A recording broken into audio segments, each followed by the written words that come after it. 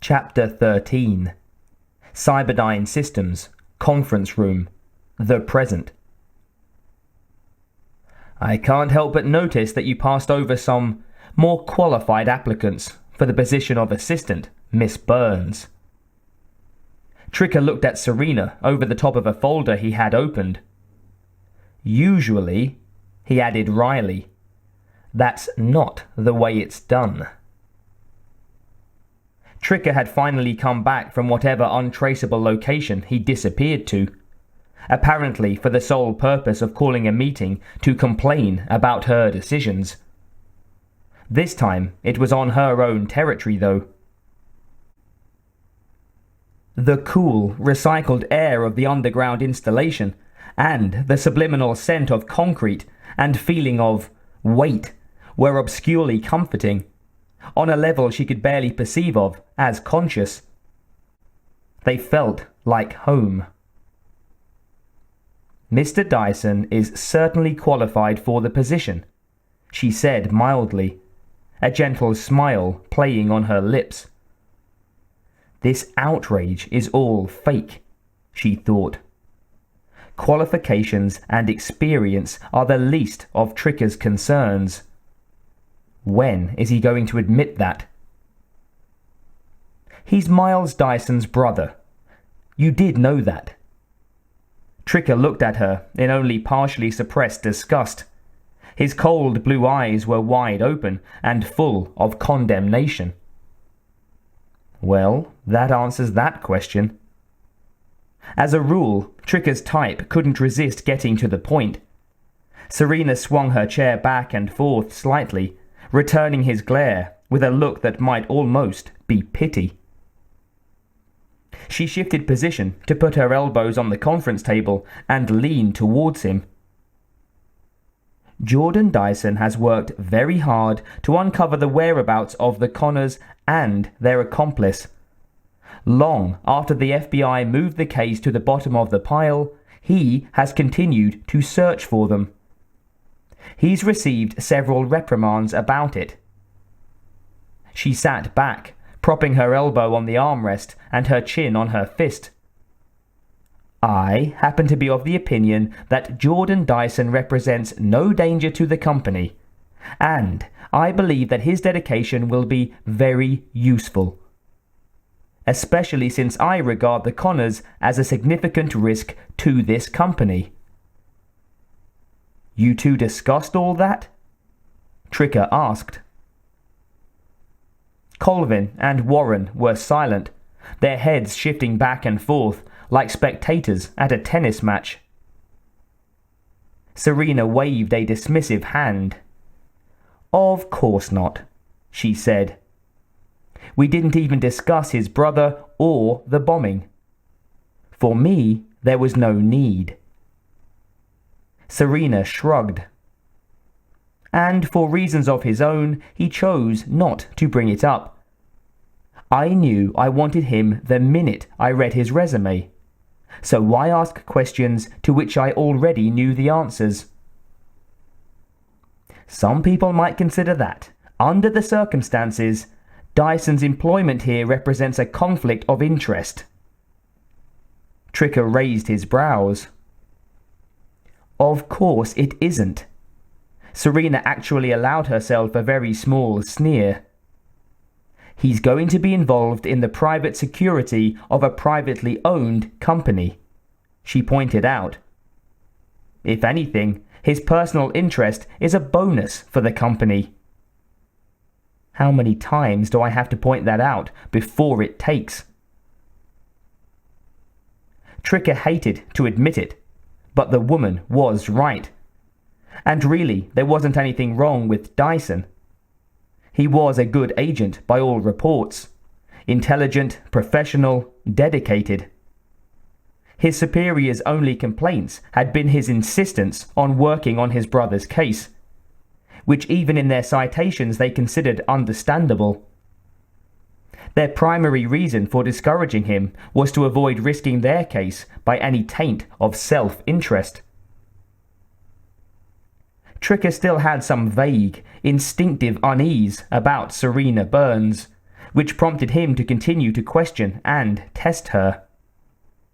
Maybe it was because she was just too perfect. Beautiful, intelligent, competent, professional, and completely unreadable. Too much like himself, in fact. Well, except for the beautiful part. Someone had once told him that if you starved a Rottweiler and gave it a receding hairline, it would look like him on all fours. A woman had told him that, in fact. He glanced at Colvin and Warren, whose eyes were on him, their faces expectant.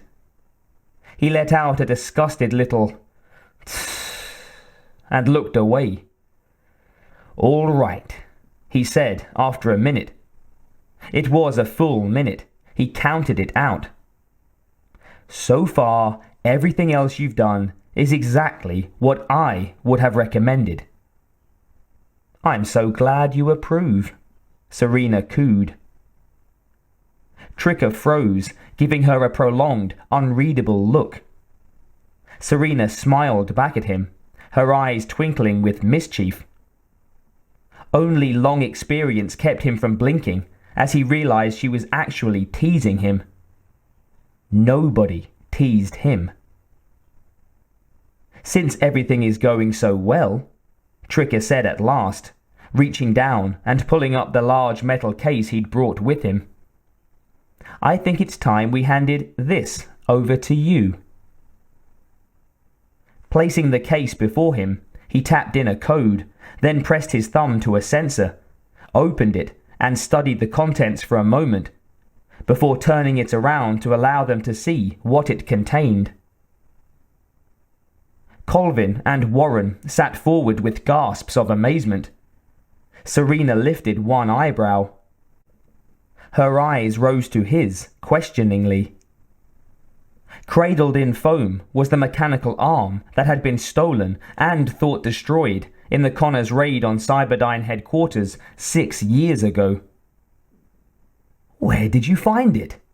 Warren asked, stunned. Colvin reached out as though to touch it. "It's different," Colvin said in wonder. I'm sure it is." "We thought so too, Mr. Colvin," Tricker said. "Certainly, some of it is more damaged than the first one, but these other pieces seem to come from further up the arm. Our people theorize that this is a completely different unit." "How long have you had this?" Colvin demanded. "Longer than we'd hoped to," Tricker snapped back. "But you two wouldn't get off your fat backsides and fix your security problems. And we, sure as hell, weren't going to turn this over to you without some protection in place." Serena turned the case so that it faced her. She studied the ruined arm. Terminator, definitely. Cyberdyne Systems Model 101. Still fairly new when she'd been sent back, which had undoubtedly been its problem. Too much to learn in the middle of a crowd or fully functioning human beings. She looked up at Tricker. "We'll take good care of this one." "The chip?" Warren said hopefully. "Sorry," Tricker snarled. "We got lucky, but we didn't get fantastically lucky. You'll have to make do with this." "These pieces look like relays," Colvin said, his eyes, as they roved over the mechanism, alight with the joy of discovery. "Relays and subsidiary decision nodes. Memory. We'll learn a lot from this, damaged as it is. A distributed system. There's processing capacity here." "We'll let these guys worry about how this thing worked," Serena said, grinning at Tricker. "I'll make sure it's safe." She nodded at him, her eyes serious. "I guarantee it."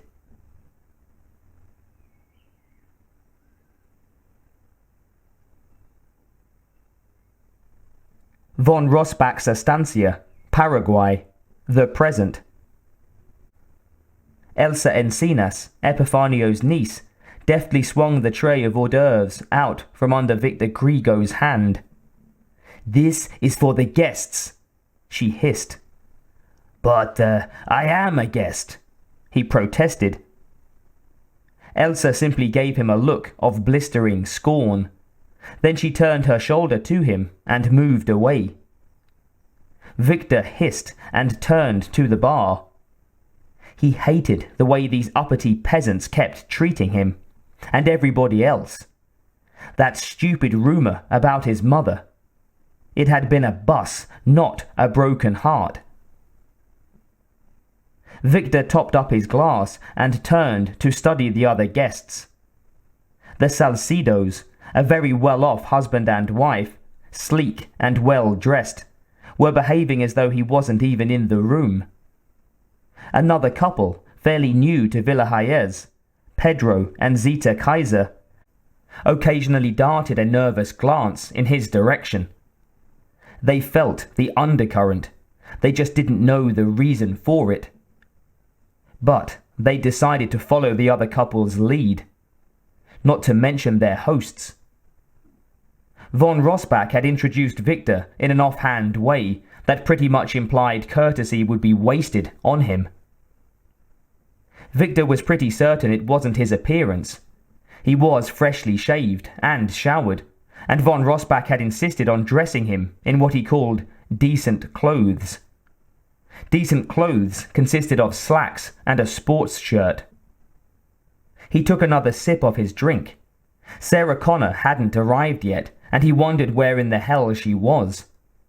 The sooner they got started, the sooner he could get out of here. After 3 days, he'd had a bellyful of Villa Hayez, not to mention putting distance between himself and the knife-happy John Connor. Rotten kid. He took a long swallow and topped off his drink again. Now, there was someone who could break his mother's heart. If his mother wasn't such a local killer herself. "Do you mind going a little easier on that stuff?" Dieter said from just behind him. Krigo started, spilling gin on his fingers. "Jesus!" Victor snapped. "Compared to you, cats go stomping around like elephants." "I want you to be sober enough to identify her when she comes," Dieter said quietly. "Or not, if it's not her. I don't want you so drunk you can't tell the difference." Grigo let out his breath in a hiss. "Of course, senor," he said sullenly. He brightened a little. "And then we can part company, eh?" "Thank God." Dieter moved over to his other guests, who received him with smiles. Grigo glowered. "Thank God," he agreed. He couldn't wait to get out of here. Marietta came in and stopped just inside the doorway. The woman following her almost ran her down. "Senora Krieger," she intoned, as though announcing royalty. Dieter's face lit up. "Suzanne," he said, and came over to take her hand. "It's good to see you." Sarah looked at him with a warm smile, although it was all she could do not to flinch as he clasped her hand. It was also hard to keep herself from searching out Krigo. But that would be fatal. Instead, she turned to the group around the coffee table. "Come, meet everybody," Dieter said with a gesture towards the Kaisers. "Mba Chapa," Sarah greeted them in the local fashion as she approached, and Pedro rose, putting out his hand. After shaking hands with the Kaisers, she turned to the Salcidos and exchanged hellos and small talk for a moment. "And this is Senor Krigo," von Rossbach said, pointing towards the bar. He gave Victor a disapproving frown. "Hello," Sarah said politely, her face showing mild curiosity. Good evening, Senora, Victor said, with a slight bow. Can I get you something to drink? Dieter asked. Gin and tonic, Sarah asked, with a twist. Be right back, he said. Sarah sat and began to chat with the other guests as Dieter went about fixing her a drink. Well, he said quietly to Victor, is it her? I honestly don't think so, Krigo said offhandedly. But it has been years since I last saw her, and if it isn't her, the resemblance is outstanding. Let me watch her for a while, maybe speak to her, and then I'll know for sure. To be perfectly honest, Krigo had to admit that if John Connor hadn't shown up to threaten his life, he really wouldn't have been certain. This woman was very different from the Sarah Connor he'd known years ago. That woman was all stringy muscle and mad eyes. This woman was sleek and elegant and calm. Could a change in attitude so change a person that you wouldn't recognize them? He shook his head. Give me a little more time, he said at last. Then I'll know for certain. A muscle jumped in von Rossbach's cheek, and when he looked up from the drink he'd been mixing, his eyes were dangerous. Be very certain, he murmured, and went back to his guests.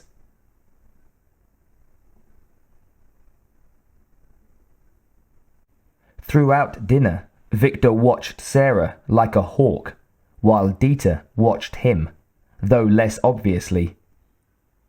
Whenever Grigo spoke, even though his remarks were usually limited to "pass the butter," a little silence descended, and at no time did anyone speak directly to him.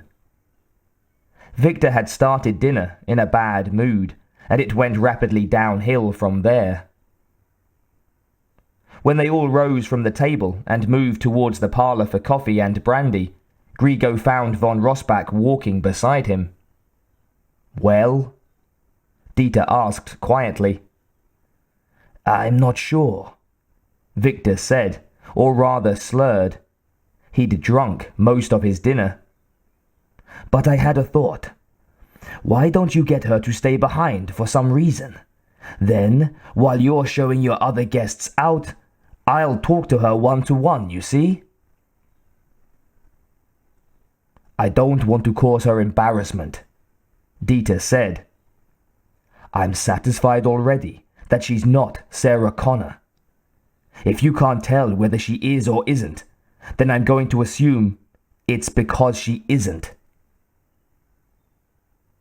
Daringly, Victor put his hand on the big man's arm, whisking it off again instantly at Dieter's look.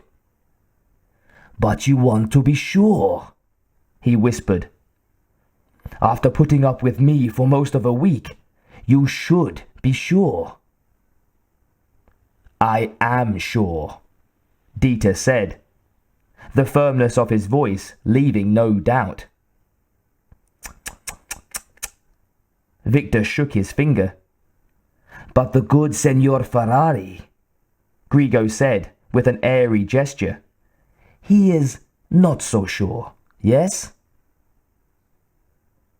Dieter looked at him with an icy stillness that almost sobered Grigo. I'll think of something, he said at last. After an hour or so of small talk, Senora Salcido observed that it was growing late, and Zita Kaiser, still feeling uncertain about the evening's underlying tension, agreed with her. Their husbands began to shift and stir, and Sarah said something about it having been a long day. Don't go yet, Suzanne, von Rossbach pleaded. I want to introduce you to that watchdog I was talking about. Sarah's mouth dropped open, and her heart gave a lurch. Shit, she thought. In spite of how excruciating this evening had been, nothing had actually gone wrong. Now she wanted to get out of here before anything could. "I'm sorry, Dieter, but you know how John feels about the subject," she said. "I just want you to meet him," von Rossbach insisted. "Just wait a minute, okay?" There wasn't much she could do but acquiesce as gracefully as she could. She could feel the others looking at her, wondering what was up. Maybe I've been in Paraguay too long, she thought. What they're thinking actually matters to me. Dieter rose and thanked the others for coming, ignoring their speculative looks, and wished them a safe drive home as he politely, but in every conceivable way, urged them to leave. In varying degrees of confusion and amusement, they shook hands, said thanks, and allowed him to herd them to the door. Dieter accompanied them to their cars, being charming, being friendly, the perfect host, leaving Sarah and Victor alone together. Sarah rose and went out onto the patio without a word. She'd been discreetly checking the room for cameras or bugs all evening, and had seen nothing suspicious. That didn't mean they weren't there. She wasn't about to blow her cover with an ill-advised tete-a-tete with the gun runner. "Nothing to say to an old friend?" Victor said, following her outside. He paused in the doorway to light a cigar. "Do you mind?" Sarah asked. "I can't stand those things." Victor shook out the match and flicked it away into the night. "Sarah," he said, "I have spent the better part of the week being ignored by the people in this house and pretending to ignore them. I'm not in the mood to have someone no better than I am turn her shoulder to me and tell me not to smoke." He stepped closer to her and touched her on the shoulder with one finger. He pushed her shoulder hard, his face ugly with bitterness and drink. "Hey," Sarah said. She glared at him. "Don't touch me." Victor melted into a full solitude. "Oh, have I offended you, Senora?" he asked. "Oh, I am so sorry. You sent your son to threaten me with torture and death. He cut me with a knife." Victor lifted his chin and pointed to the scab on his neck. "But I touched you with my finger, so I am an evil man. Oh, I am so sorry." He bowed from the waist and fell into her. "Stop it," Sarah snapped, fending him off. "You stupid drunk." Grigo, drunk and overbalanced, grabbed her hips to keep himself upright. He began to giggle helplessly, while Sarah struggled to push him away. "I'm sorry," he said. "Really, I am.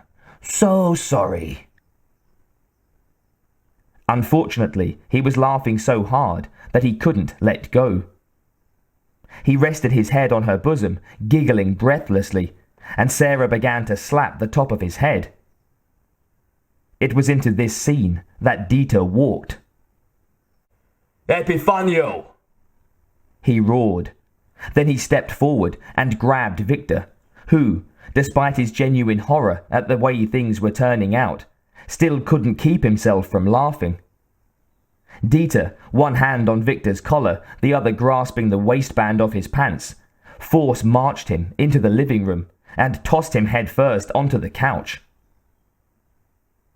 Epifanio came running in, an apron around his narrow waist.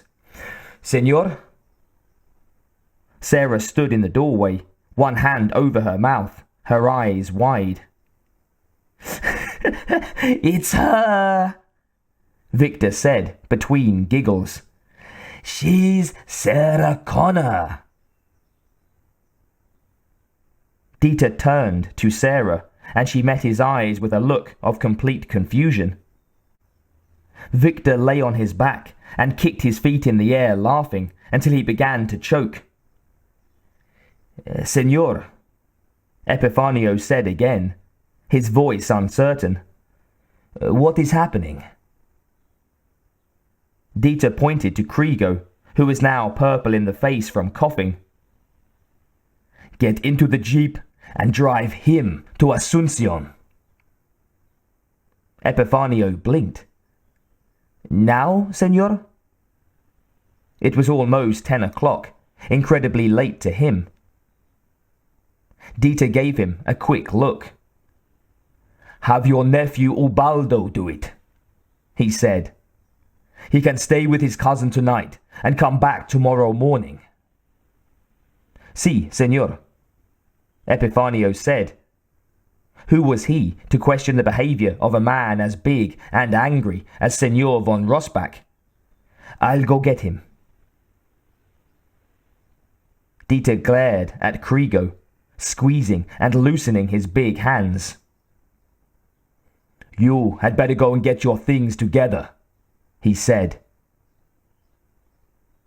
Victor drew himself up with a deep breath, never taking his eyes off Dieter, and made his unsteady way from the room.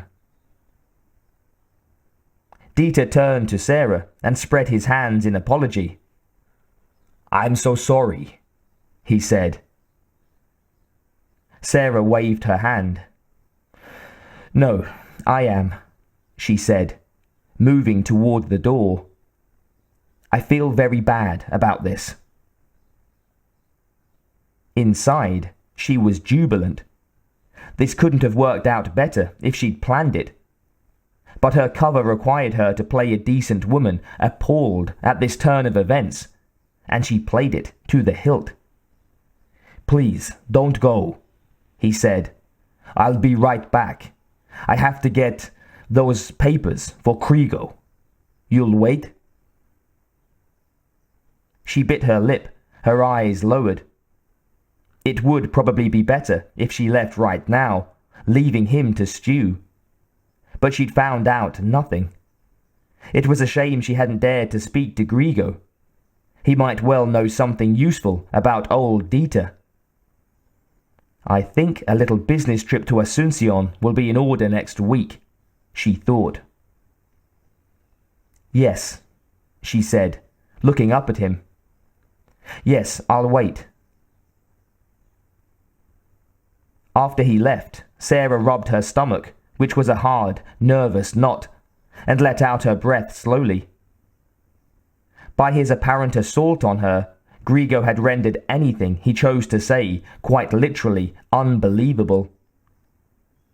The downside of being a swine, I guess, is that when you do tell the truth, nobody can bring themselves to believe you. Would this bring them peace? Von Rossbach's reaction to the farcical scene he'd walked in on inclined her to hope so. Only time would tell. Although the vehemence of his reaction made her uneasy. He couldn't be falling for me, could he? She shuddered. She didn't need a Terminator look-alike with romantic designs in her life. Although, if he looked like anyone else, there was something appealing about him. Sarah shook her head. For now, she and John would stay alert, and it might be best to make quiet arrangements to disappear if the need should arise. She felt a pang at the thought. This time, running would be much harder. She'd been safe here for so long, and she was so tired of running and hiding and not being believed.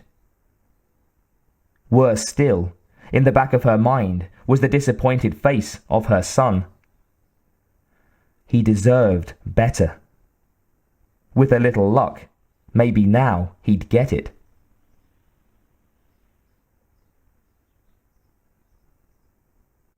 Toronto Film Festival. The present. Ronald Lebain lay on the wide hotel bed, fully dressed and so tired he was dizzy. But every bit of him, except for his too tired face, smiled. He was a success, a raging by God success, and no denying it. Zeidman and Roth had shown their film, and it was the hit of the film festival. He'd been invited to every bash in town, shaken the hands and held the attention of some incredibly moneyed people, and hopefully gotten his message out to the millions. Time would tell. Zeidman said his agent had received nibbles from several distributors, and their film had been mentioned on all of the entertainment news shows. They'd even shown him sandwiched between Zeidman and Roth, and he looked pretty good. Ronald lay still and basked in the glow, while the room felt like it was spinning very slowly. These people he'd been meeting were smart, creative, and shallow. At least shallow by his standards. It looked to him like he could become their flavour of the month, if he wanted to. A sort of green guru to the stars. He almost smiled, but his face was much too tired. He'd never smiled this much in his life. If things go the way I think they might, it'll be worth the pain, he thought. Tomorrow morning he had an appointment with an agent, someone with pull, who'd expressed an interest in representing his book. He could see it all now, his entire future unscrolling like a movie. Oh God, I can hardly wait. An end to pesticides and herbicides, the outlawing of chicken and pig factories, and the indescribable pollution their owners got away with causing. An end to genetic engineering of crops and food animals. The enforced use of alternate energy sources, clean sources. A simpler, healthier life for everyone. More self-reliance, less automation, and a far less consumption-mad society. He allowed his mind to wander, imagining every home with its own vegetable garden, people canning their own food, making their own clothes. Everyone busy, involved in their communities, concentrating on the important things in life while their televisions stood idle. Except for certain hours on certain days of the week, he thought. We'll have educational programs on recycling and composting and the problems of the third world. Ron shook his head at the wonder of his vision. It would take time, it would take patience, and sadly, it would take blood. There was no way around that. If people didn't literally fight for a cause, they never accomplished anything. It will have to be a worldwide phenomenon, he thought, coordinated to break out on the same day. Perhaps he could start with some sort of computer virus, or several of them, working in waves, breaking down communications. Stop the bureaucrats cold, and you've made a good start. But first, get the message out there. Get the ideas into the popular mind. Convince them that this was the right, the good, the only alternative to their own personal poverty and death. That was the ticket. Make it personal. Then, when things began to get violent, they'd find themselves half agreeing with his guerrillas, even against their will. Because by then, he would have made it a part of their belief system. A good beginning, Ron thought, closing his eyes and drifting down into sleep. A very good beginning.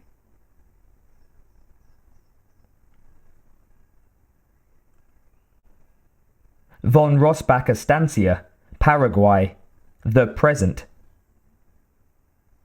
Dieter sat at his desk, sipping bourbon and feeling glum.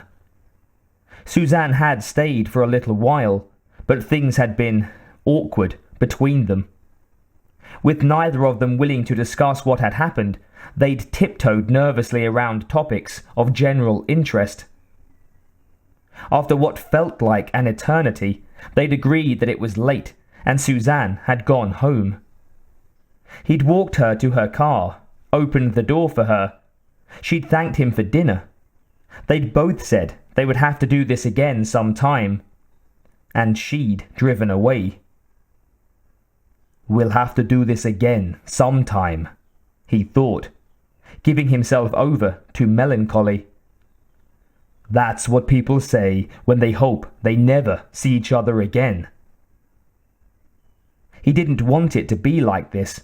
He wanted it uncomplicated, just him and an attractive, intelligent, charming woman finding pleasure in each other's company.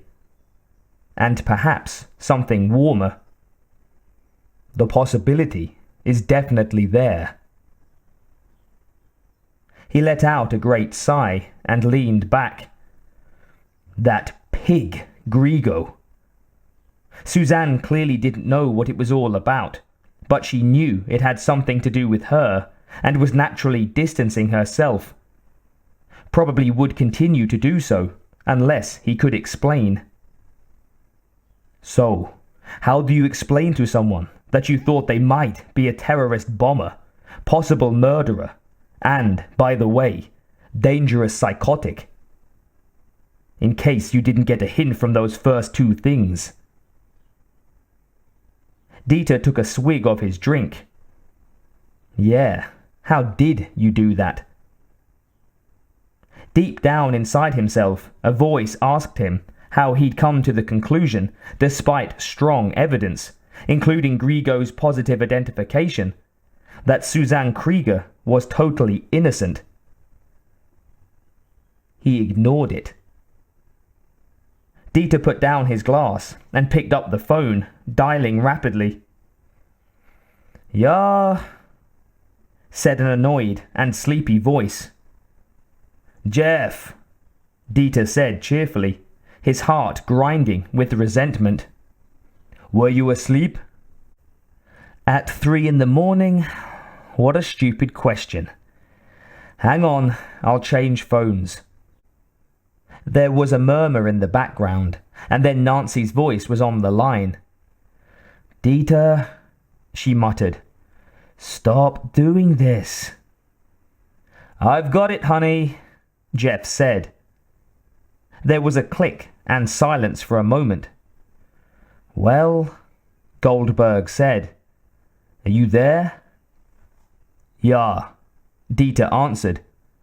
"I just had to call and thank you for the wonderful house guest you wished on me." Jeff chuckled. "Sorry about that," he said, "but we had to be sure." His voice sharpened with eagerness. "Is it her?" "No." Dieter waited a moment, then he recounted the events of the evening. "What were you thinking of, to send me such a pig? My housekeeper wants to burn the sheets he slept on." Goldberg laughed at the story. Dieter could imagine his friend shrugging as he said, "I had to be sure. You know how it is." And the guy is one of the few people who knew Sarah Connor in her active days. "If you find any other ex-friends of Sarah Connor," Von Rossbach growled, "do me a favor and keep them to yourself." "Sorry. You should be." After a moment, Dieter relented a bit. "Tell Nancy I'm sorry I woke her up again, but not until tomorrow morning." Okay, Jeff laughed. "Grigo must have been quite a package. I'm really sorry. I won't do it again. Sheesh." He was silent a moment. You must like this lady, he hazarded. There was silence on the Paraguayan end of the line for a moment. I do, Dieter admitted. She's a nice woman. Jeff grinned in the darkness of his home office. Good, he said. About time. I'll look forward to meeting her. Sure, if she's still speaking to me after tonight. Goldberg winced. Anyway, after all of this, I'm curious about Sarah Connor. Could you send me the file on her case? Dieter asked. You're bored, aren't you? Jeff asked. I warned you retirement was boring. Dieter sighed. Give my love to Nancy. Give my love to what's her name? Jeff countered, with a smile in his voice. Drop dead, von Rossbach said, and hung up. You too, buddy. Jeff hung up, turned off the lamp, and headed back to bed. He couldn't wait to tell his wife.